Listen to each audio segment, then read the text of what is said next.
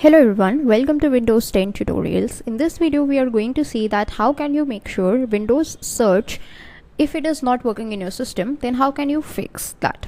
So what is a Windows search? This is a Windows search wherein if you type anything, then its relevant results are shown to you. Suppose if I type in settings, then the settings app that is the best match in my case is shown to me. So it comes in very handy as a feature. We can search for any apps or any of the services that are presented to us by the Windows PC. So in this case, if your search is not working, then you might run into some issues, and we are going to see how to fix it in this video.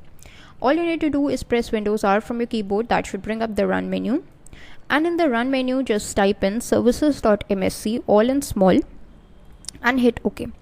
Once you do that, then the services dialog box or the services window will open like this. Just select any of the services and type in W. That should open all the services starting with W. Here you need to search for Windows search. Make sure it is running status. In my case it is running. Make sure the startup type is automatic delete start. These two things should be as it is. If it is not in your case, then just right click, go to properties, startup type, select to automatic delete start, click on apply and click on OK. Then again right click and click on start. If start is grayed out, then click on restart.